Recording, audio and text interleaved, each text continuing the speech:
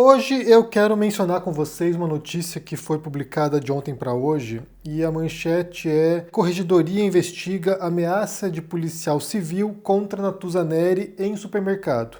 Segundo o boletim de ocorrência, a agente disse que pessoas como jornalista deveriam ser aniquiladas. E eu quero ler para vocês aqui uma parte da reportagem da coluna da Mônica Bergamo, que conta a situação que aconteceu, e depois pensarmos algumas coisas sobre essa situação.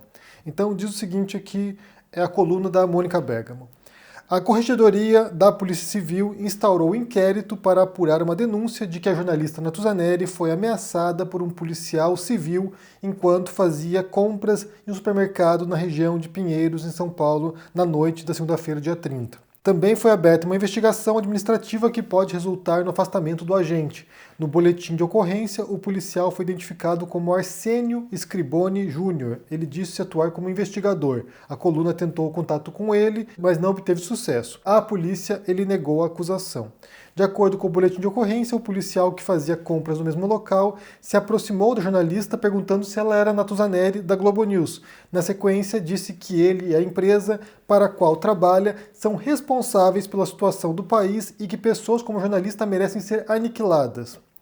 E aí ele começou a xingar a Natuzaneri, né, e disse que tinha uma pessoa com ele que pediu para ele parar, que ela só fazia o trabalho dela. E aí foram para a delegacia e ele negou inicialmente, depois ele disse que não falaria nada. Então, essa situação aqui se deu nessa virada de ano, né? Finalzinho de 2024 e começo de 2025, e você tem uma situação que não é tão incomum assim, se a gente for pensar no histórico ao longo dos últimos anos de hostilidade à imprensa, né?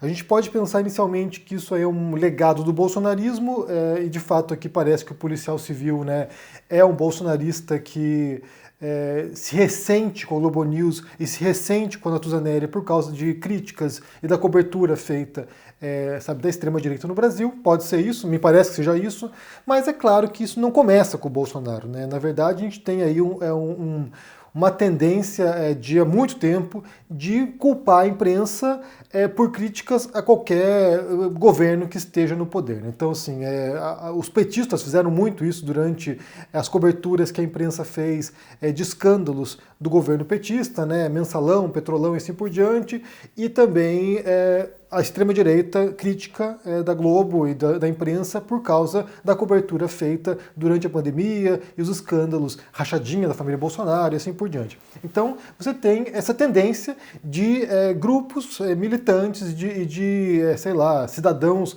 mais inflamados que se voltam contra a imprensa porque atribuem sei lá, o desgaste de um governo, ou o desgaste de um político, ou o desgaste de um partido por causa da cobertura feita pela imprensa. Primeira coisa que a gente tem que pensar a gente não pode ser ingênuo aqui e achar que a imprensa não tem viés. É claro que tem viés, né? Já falei muitas vezes sobre isso aqui, já abordei muitas vezes essa questão, né? Você tem uma imprensa que se propõe um pouquinho mais neutra, embora a neutralidade não exista, mas tem uma imprensa que se propõe um pouco mais neutra, tem imprensa que é claramente militante, tem imprensa que é partidária, tem imprensa que vai defender interesses de um partido, ou de um governante, ou de uma ideologia, sem nem sequer tentar mascarar a sua proposta ideológica. Então isso acontece, já mostrei aqui, inclusive, né, um gráfico que mostra nos Estados Unidos qual é a posição ideológica de muitos veículos de imprensa. Então, sim, tem imprensa que é claramente partidária e não há problema nisso, né? Não há problema que um jornal ou, sei lá, algum canal do YouTube, alguma revista tenha esse viés. Porque é claro que todos nós temos vieses. Eu tenho vieses, quando eu venho aqui eu defendo uma perspectiva desde um ponto de vista, desde um conjunto teórico, então assim, todos nós temos vieses. Diferente de neutralidade, que é essa proposta de você não ter viés, ou que não existe, como eu falei, você pode ser mais imparcial. Imparcial não é sinônimo de neutro. Imparcial é a possibilidade, né, é a capacidade de você ponderar as diferentes posições, de você tentar ser mais justo na sua cobertura, naquilo que você diz. Então, assim, imparcialidade é uma meta que muita gente tenta e consegue, às vezes, obter. Neutralidade eu acho que é impossível. Mas a Globo, né, a Globo News, no qual a Natuzaneri trabalha, tem essa tendência, né, de ser alvo de críticas de todos os lados, né? Então, assim, os diferentes grupos entendem que a Globo ela tem interesses que prejudicariam diferentes segmentos, diferentes grupos, ou que representaria, talvez, uma certa direita moderada e assim por diante, que é uma crítica também habitual feita por esses grupos. Então, a primeira coisa, como eu falei, que a imprensa não é neutra. E aí, partindo desse ponto, vamos para a jornalista, né? A Natuzaneri Neri ou qualquer outro jornalista que faz a cobertura. Mônica Bergamo, por exemplo, que é acusada pelos bolsonaristas como sendo uma jornalista petista, né? Os jornalistas também têm vieses. Eles estão numa empresa e eles podem ter visões mais ou menos alinhadas com a empresa. Muitas vezes há um conflito, inclusive, entre o jornalista e a empresa, né? A empresa tem um viés de direita e o jornalista é mais de esquerda, ou vice-versa. Então, assim, o próprio jornalista também tem a sua perspectiva. E ele é um funcionário, ele trabalha para a empresa e ele vai ter que representar muitas vezes interesses com os quais ele nem sempre concorda. Eu não sei se é o caso da Natuza. A Natuza talvez esteja mais alinhada com os ideais da Globo, não sei dizer isso. Mas é um funcionário, é um trabalhador da empresa. Então, assim, ele está lá, ele é um proletário da empresa, né, do jornalismo. E ele está lá representando os interesses da empresa.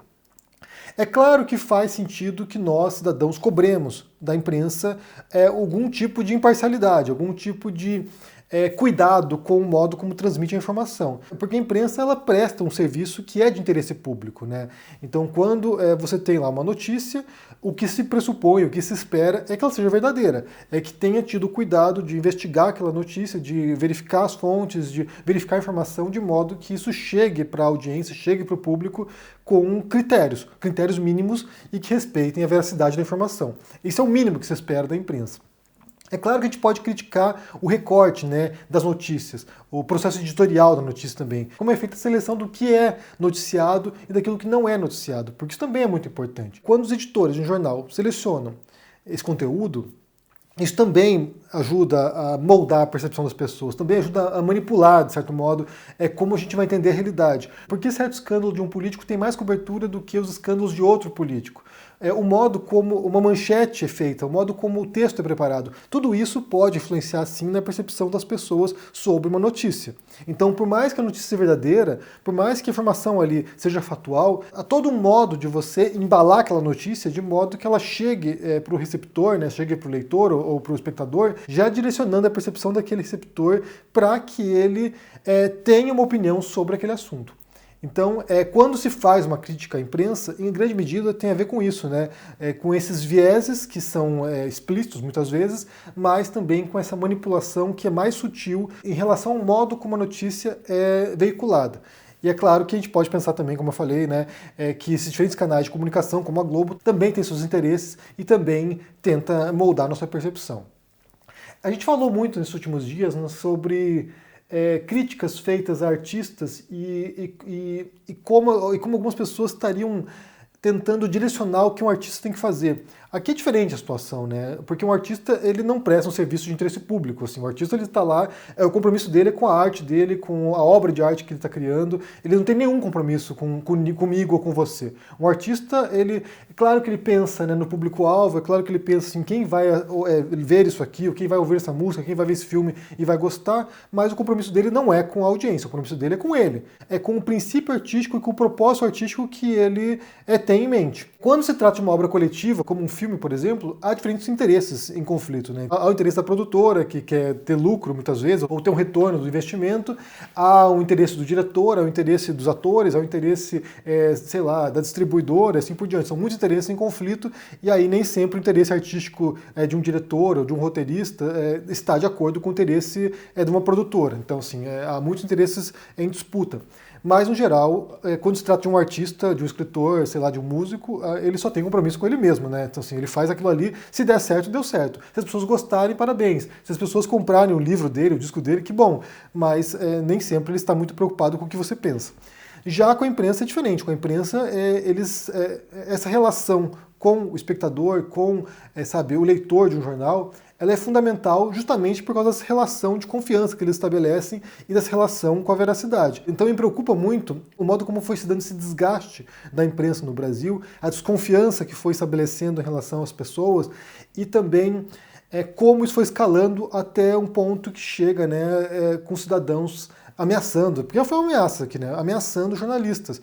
Então, isso vai demonstrando a corrosão da confiança da população na imprensa. Nesse caso em particular, em especial nesses últimos anos, ainda mais com as redes sociais, esse é um trabalho sistemático de destruição da credibilidade dessas instâncias tradicionais de legitimação da informação. Então, você percebe que são dois caminhos aqui. De um lado, é a destruição da credibilidade da imprensa, então isso foi feito de maneira sistemática, justamente para romper esse vínculo que as pessoas tinham com a imprensa, de confiança, e aí você desconfia da imprensa e passa a confiar no Olavo de Carvalho, por exemplo, você desconfia da imprensa e passa a confiar no Alan dos Santos. Então é um trabalho sistemático de desconexão nossa com a imprensa e também com os professores, né, com o sistema educacional. Então você passa a desconfiar do professor universitário porque ele é um doutrinador, porque ele forma militantes. Então essa destruição da credibilidade dessas instâncias de legitimação do conhecimento, ela tem um propósito claro de desviar o foco, né? Você não confia mais nesse grupo aqui e passa a confiar no grupo de WhatsApp que propaga fake news. E isso é muito problemático. Isso é problemático porque isso vai corroendo principalmente o sistema democrático, né? A gente viu isso, né? Então, assim, a gente começa o ano agora com a posse do Trump, que também faz esse processo de corrosão da credibilidade da imprensa. Ele, como Bolsonaro, o tempo todo atacava a imprensa norte-americana, a CNN, o New York Times, assim por diante, confiando apenas na Fox News, que era a mídia alinhada com o Trump, né? Que é a Jovem Pan norte-americana. E, por outro lado, também questionando a credibilidade de professores universitários, da academia, né, que estava em peso criticando o projeto trumpista, que é muito perigoso. Então, assim, eu vejo isso aqui como um sintoma, né, um sintoma de anos de ataque à imprensa, de anos de desconfiança em relação a como a imprensa transmite a informação, e isso vai levando, em última instância, à singularização de jornalistas e ataques pessoais. Então isso aqui é um sintoma, né? Um sintoma dos tempos, e deve sim nos preocupar, porque isso afeta de um modo muito profundo o modo como a gente acessa a informação e o conhecimento, né? Bem, me diga o que vocês pensam aqui sobre a situação, se vocês tinham visto essa notícia sobre a Natuzaneri, né, sendo ameaçado no mercado por um policial. Como eu falei, isso não é inédito que esse tipo de ataque aconteça, geralmente é virtual, né? Geralmente são ameaças online, nesse caso aí fisicamente é muito mais preocupante, mas como é que você entende isso aí? Deixa aqui embaixo no comentário, deixa o joinha, se inscreva no canal aqui, ativando o sininho, isso é muito importante para ajudar aqui no engajamento. Se torne um membro para dar uma força, se torne um apoiador também. Esse ano a gente está com um projeto de fazer alguns documentários sobre filosofia e eu vou precisar da sua força aqui para poder fazer isso e desse modo também, inclusive, enfrentar canais, enfrentar comunicadores que desinformam as pessoas, né? Que propagam falsidades, que distorcem a informação, que distorcem o passado, que são negacionistas históricos. Então, ajude também se puder. Um forte abraço para ti, se cuide por aí e até mais.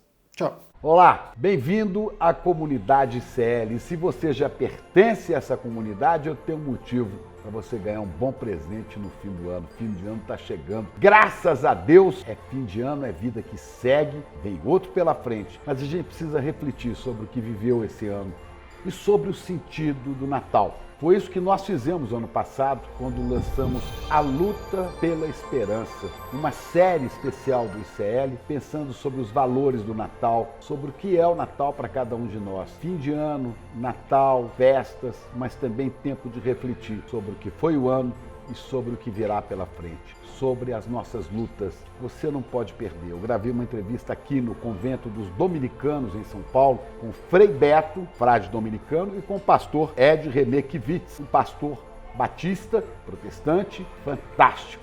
Eles falaram de valores que precisam permanecer como luz em tempos de trevas que vivemos. Junte-se a nós.